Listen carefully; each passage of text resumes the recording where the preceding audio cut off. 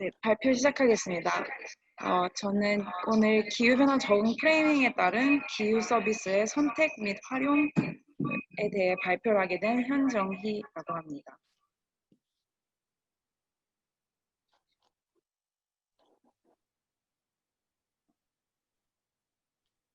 네, 저희 연구 배경은 앞서 이제 최근 우리나라에서 10년간 계획 수립, 이행 점검까지 적응 성과와 효과 확보를 위해서 이제 많은 노력을 하고 있는데 그 중에 이제 체계화 방법, 정보 제공, 그리고 의사결정 지원 등의 고도화가 이루어졌습니다.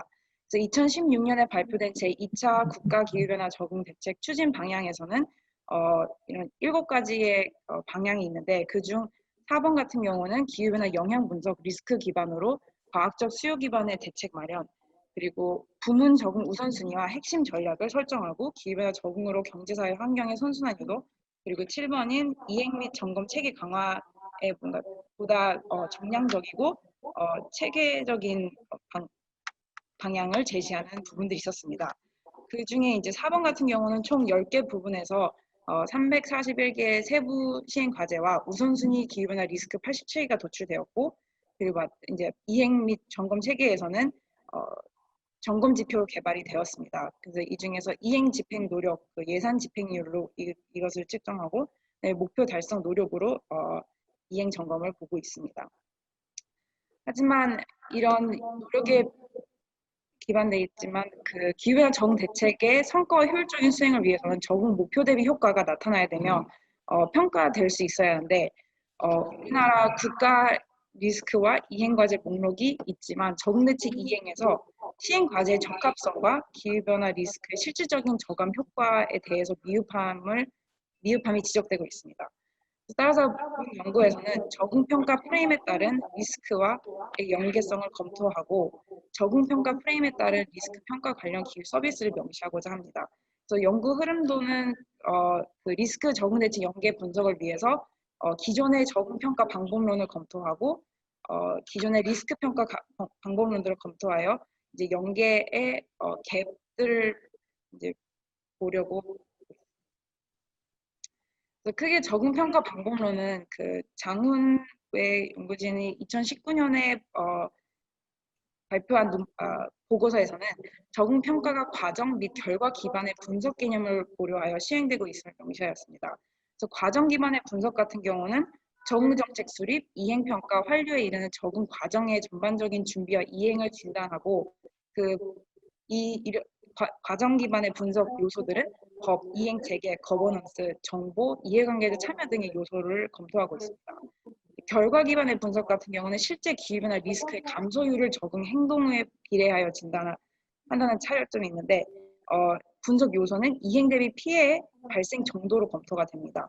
그래서 과정 및 결과 이 두 기반의 개념을 종합적으로 고려해야 되고 있다고 하고 있어서 저는 이제 이 두 가지 방법 프레이밍에 따라서 어떤 식으로 연계가 가능하고 어떤 갭이 있는지를 봤습니다. 그래서 과정 기반 적응 평가 분석은 신정 박사님께서 이제 연구하시는 2016년 이 보고서에 따르면은 그 리스크 관리 절차 기반으로다가 이제 적응 정책들을 보고 있습니다. 그래서 오른쪽 여기 맵 작성 결과 예시에 보시면은 정책이 그 리스크 관리 절차인 기후 응용 자료, 영향 모니터링, 취약성 및 리스크 평가 분석, 리스크 대응 및 관리, 리스크 완화 소통, 적응 실효성 점검 등의 이제 분류로다가 적응 정책이 얼마큼 수행되고 있다 없다 이런 것들을 봄으로써 본 적응 정책들이 실제 어떤 그 리스크를 얼마큼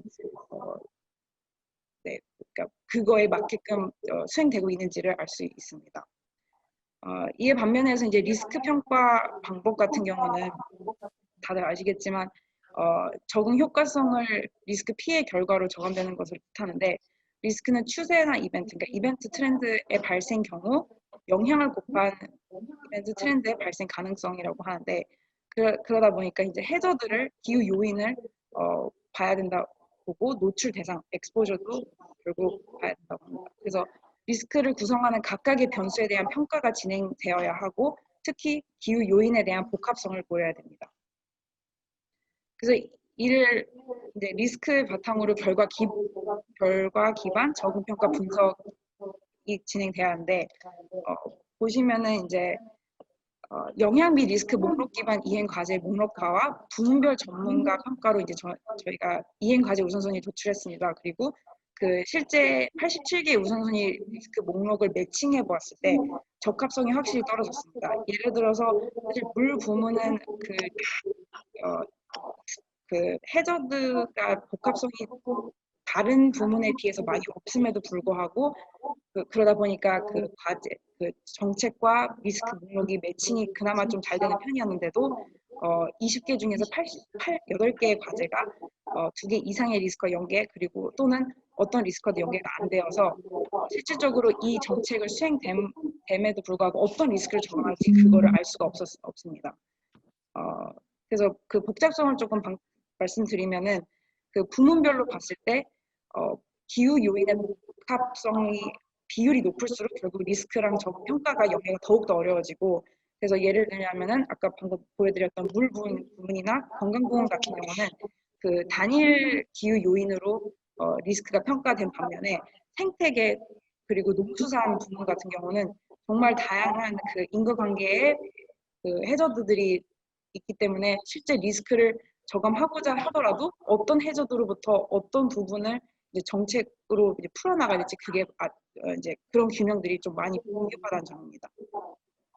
그래서 이제 결과 기반의 적응 평가 분석을 진행하려면은 결국 기후 서비스가 더욱더 정확해져야 되는데 그 영향을 유발하는 기후 요인의 관계성과 그 부문 시스템에 대한 깊은 이해가 없이는 평가가 더욱더 어렵습니다. 그래서 시스템 역학의 모델링을 위한 날씨 및 기후 요인, 재해 변수와 사회 경제적 노출 조건에 대해서 정확한 시공간 데이터가 필요하여 이제 해외에서는 이제 그 그러니까 멀티 해저드를 어떻게 보는지에 대한 연구가 활발히 이루어지고 있는데 우리나라도 이제 점차 이런 그 이제 체계를 추가되어야 된다는 말씀을 드리고 싶습니다.